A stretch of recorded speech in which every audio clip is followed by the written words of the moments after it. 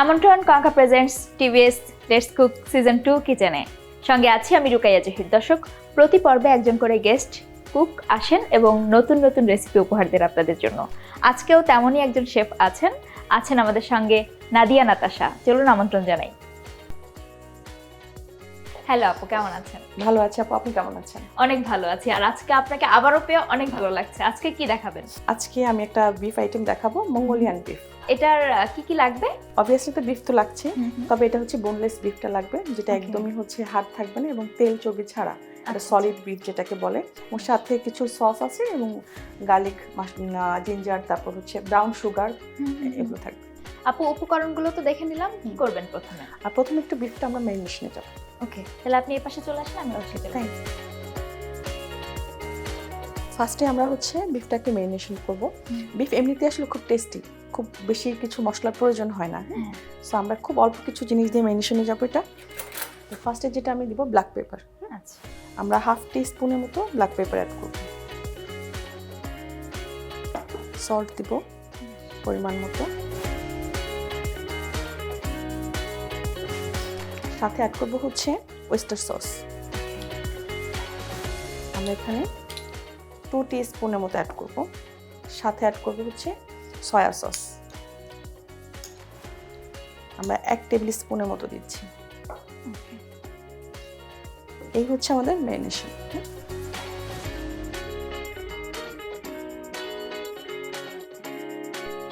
এটা মেইনলি হচ্ছে একটা তাইওয়ানের ডিশ।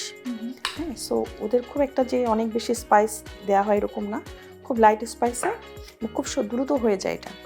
এখানে আমরা লাস্টে যেহেতু হার্ড নেই তো দ্রুত হয়ে যাওয়াটাই স্বাভাবিক। এখানে একটা বিষয় আছে, আমরা দেখেন এখানে শেডেড বা হচ্ছে খুব জুলিয়ান কাট বিফ নিয়েছি। হ্যাঁ, কিন্তু বিফ কাটার সময় একটা জিনিস টিপস বলে দিই, সেটা হচ্ছে যখন আমাদের বিফটা কাটতে হয় দেখা যায় একটা আঁশ থাকে কিন্তু বিফের। কিন্তু যখন আমরা রান্না করি দ্রুত টাইমে যদি রান্না করতে যাই সেক্ষেত্রে আঁশের বিপরীতে কাটতে হয়।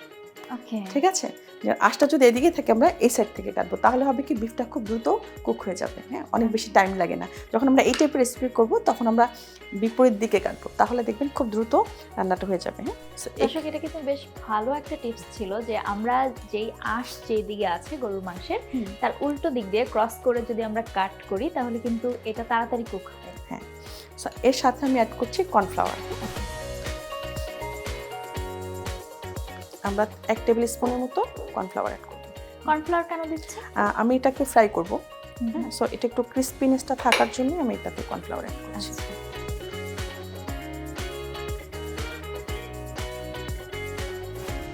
এটা আমরা পরবর্তী আমাদের 3টে স্টেপে হয়। হ্যাঁ, এই রান্নাটা ফার্স্টে হচ্ছে মেরিনেশন, দেন হচ্ছে ফ্রাই এবং লাস্টে আমরা এটাকে কুক করব।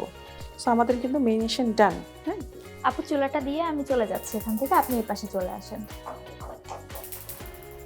থ্যাংক ইউ আপু। সো ফার্স্টে আমি এখানে তেল দিয়ে নিচ্ছি আগে।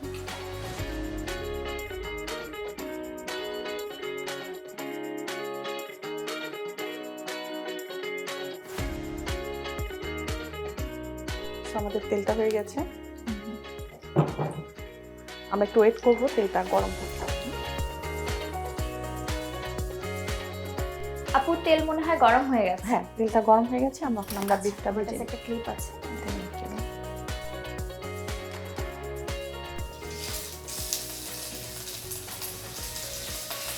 বিফ ভাজা হতে হতে একটু জানতে চাই যে আপনি তো খুলনায় থাকেন। হ্যাঁ, আমি খুলনায় থাকি। খুলনায় থেকে এই কাজগুলো কিভাবে করেন বা আর কি কি করেন আপনি? যেহেতু মানে কাজের প্রতি আসলে ভালোবাসাটা থেকেই আসা যাওয়া করে সব কাজগুলো ম্যানেজ করতে হয়, একটু কষ্ট হয় বাট করি। তারপর আপনি অনেকগুলো রিয়েলিটি শোতে অংশ নিয়েছেন, তো সেগুলো কি খুলনা থেকেই নিয়েছেন? হ্যাঁ, খুলনা থেকে ঢাকায় এসে এসে করতে হয়েছে আমাকে, এবং যত বিভিন্ন কোর্স বলেন, ট্রেনিং বলেন, সব কিছু কিন্তু আমাকে ঢাকায় এসেই করতে হয়েছে।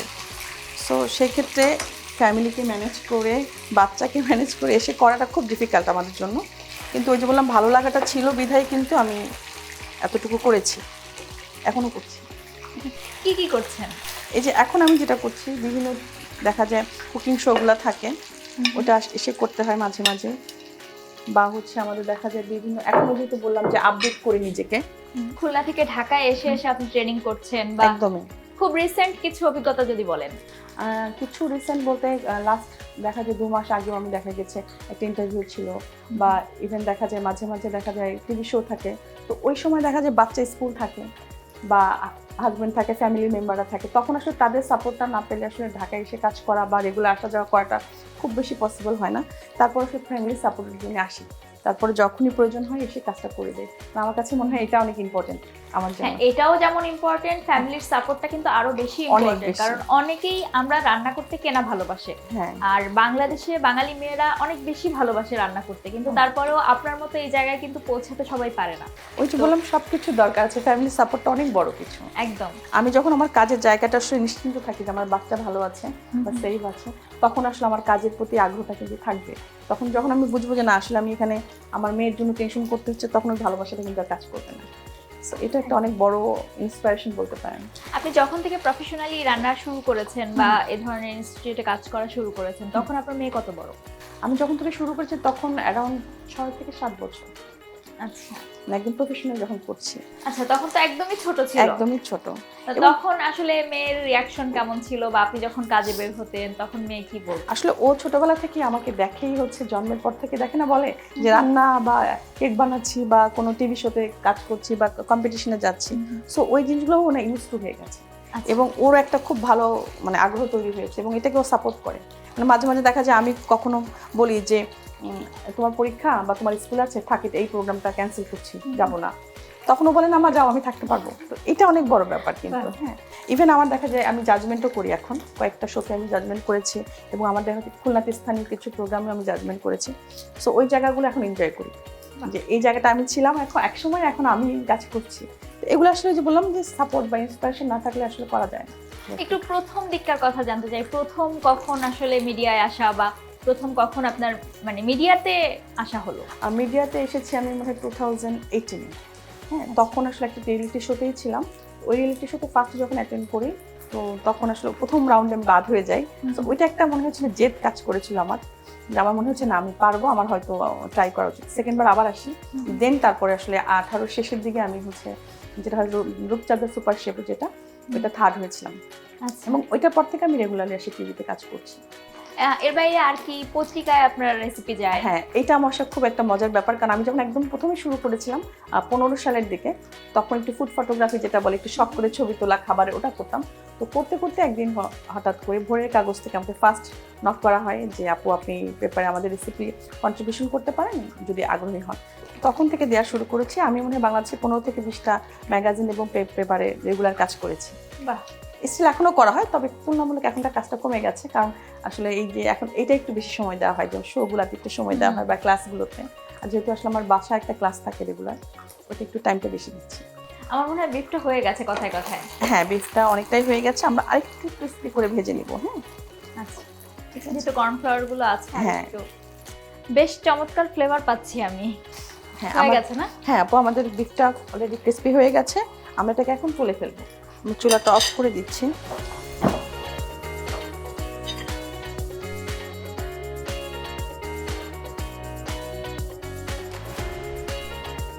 আসলে আমি যে ফ্লেভারটা পাচ্ছি, এই ফ্লেভারটা কিন্তু দর্শকরা পাচ্ছে না, হ্যাঁ, কিন্তু দর্শকরা তখনই পাবে যখন এই রেসিপিটা বাসায় ট্রাই করবে। একদম, খুব অল্প সময় কিন্তু এটা হয়ে যায়, এবং খুব বেশি যে ইনগ্রেডিয়েন্টস লাগে সেটাও না, হাত বাসায় যে ইনগ্রেডিয়েন্টসগুলো থাকে ওটা দিয়ে কিন্তু করে ফেলতে পারবে। একদম। যারা মশলা অ্যাভয়েড করতে চায় বা পেটে একটু সমস্যা হয়, তারা কিন্তু খুব সহজে এই জিনিসটা খেতে পারবে। হ্যাঁ, এবং সবচেয়ে ভালো মজার ব্যাপার হচ্ছে এটা যেমন সাদা ভাতের সাথেও ভালো লাগে, তেমনিভাবে আপনি যদি ফ্রাইড রাইসের সাথেও চান সেক্ষেত্রে এটাও দিয়ে খেতে ভালো লাগে। তো চুলাটা আমি অন করে নিয়েছি, এবার হচ্ছে পরবর্তী যে আমরা বললাম থার্ড স্টেপ, ওইটা করবো। হ্যাঁ, কি লাগবে তা? এখন আমাকে ফার্স্ট হচ্ছে গার্লিক কুচিটা দিতে হবে আর জিঞ্জার কুচি। এখানে জিঞ্জার আছে, আমি এখানে 2 টিস্পুনের মতো জিঞ্জার কুচিটা অ্যাড করেছি। হ্যাঁ, এবার হচ্ছে গার্লিক কুচি করা 2 টিস্পুনের মতো আমরা অ্যাড করছি। এটাকে আমরা একটু ভেজে নিব ফার্স্টে। এখন আমরা দিব হচ্ছে শুকনা মরিচ, যেটা ওকে, এখান থেকে আমরা শুকনা মরিচ আস্তই দিব। হ্যাঁ, আচ্ছা, বেশ খানিকটা দিব, প্রায় 8 থেকে 10টা দিব। এটা কেন? এটা একটু ফ্লেভারটা আসবে, বাট টেস্ট ঝালটা ওরকম আসবে না। হ্যাঁ, আমরা ঝালটা ব্ল্যাক পেপার থেকেই পাচ্ছি, এই জন্য আমি কিন্তু আস্ত দিয়েছি।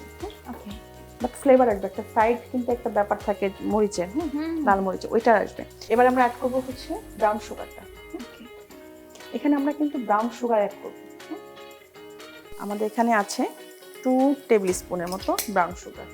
আচ্ছা, সাথে আমি অ্যাড করছি সয়া সস, বেশ খানিকটা সয়া সস যাবে এখানে।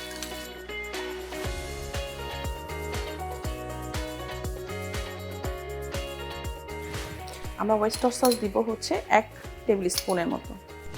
ব্ল্যাক পেপারটা আমরা দিচ্ছি হাফ টিস্পুন। এবার আমি একটু পানি অ্যাড করবো, এটাকে কষাতে হবে একটু। 1/4 কাপের মতো আমরা পানি অ্যাড করছি। হ্যাঁ, এটা হতে তো খানিকটা সময় লাগবে। হ্যাঁ, একটু সময় লাগবে।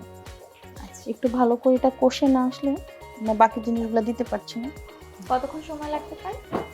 অ্যারাউন্ড 10 মিনিট সবকিছু মিলিয়ে আমাদের এখনো। আচ্ছা দর্শক, তার মানে আরো 10 মিনিট অপেক্ষা করতে হবে এই মশলাটা হওয়া পর্যন্ত। আমরা তাহলে দেখা হচ্ছে 10 মিনিট পরে।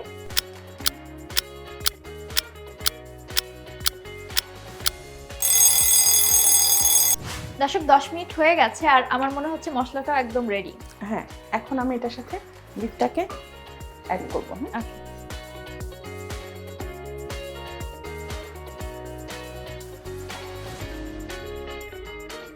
যে কোনো রান্নায় এরকম একটা গ্রেভি হলে না সেটা খুব খেতে একটা ট্যাঙ্গি ট্যাঙ্গি ফ্লেভার আসে, খুব মজা হয়।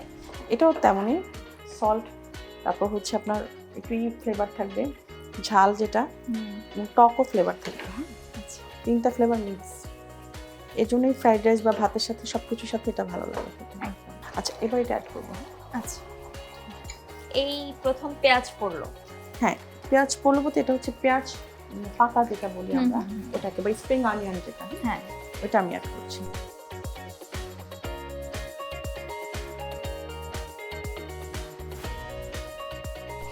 দেখতেই কি সুন্দর লাগছে, মানে লাল মরিচগুলো, সবুজ পেঁয়াজ।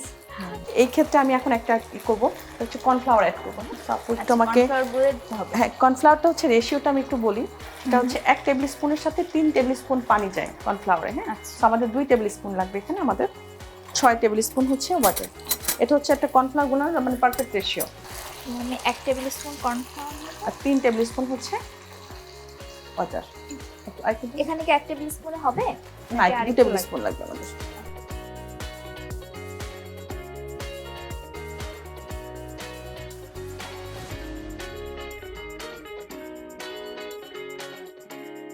এখন আমরা কর্নফ্লাওয়ারটা দিয়ে দিব।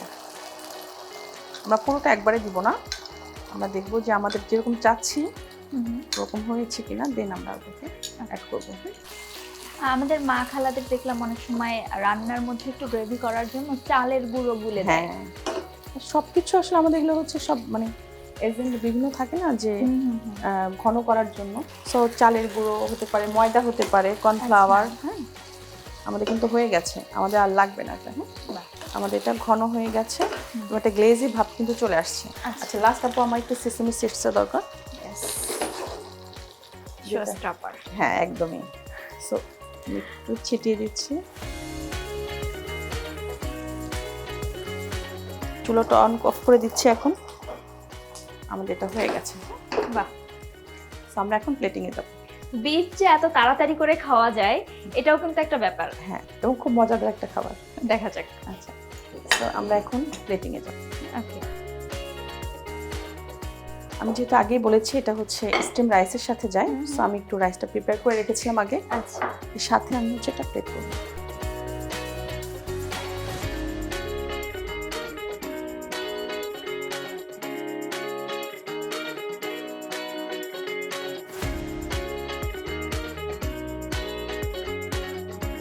আমি একটু রাইসের উপরে স্প্রিং অনিয়ন এন্ড হচ্ছে দেখার সৌন্দর্যের জন্য এটা হচ্ছে রেড চিলি যেটা, এটা একটু দিয়ে দিচ্ছি। সো আপু, তৈরি হয়ে গেল Mongolian beef. Wow, thank you so much. আর আমার মনে হয় এরকম একটা ঝটপট রান্না বিফের এটা আমি প্রথম দেখলাম। আর আমার মনে হয় এটা ঝাল যারা খেতে পছন্দ করি আমরা তারাও যেমন এনজয় করব, এমনকি যারা ঝাল খায় না তারাও খুব ভালো খেতে পারবে, কারণ এই রান্নাটায় ঝাল কিন্তু নেই, কিন্তু আবার ঝাল আছে। হ্যাঁ, একদম। অনেক ধন্যবাদ আপু এত মজার এত সুন্দর একটা রান্না দেখানোর জন্য। আপনাকেও ধন্যবাদ এবং টিভিএসকেও ধন্যবাদ আমাকে আমন্ত্রণ জানানোর জন্য। অনেক বেশি ভালো থাকুন। Thank you so much. দর্শক, এই ছিল কঙ্কা প্রেজেন্টস টিভিএস লেটস কুকের আজকের আয়োজন। অনেক বেশি ভালো থাকুন সবাই, ভালো খান, আর আমাদের এই এপিসোডগুলো ভালো লাগলে অবশ্যই লাইক করবেন, কমেন্ট করবেন, বন্ধুদের সঙ্গে শেয়ার করবেন। দেখা হচ্ছে নতুন কোনো এপিসোডে নতুন কোনো রেসিপি নিয়ে।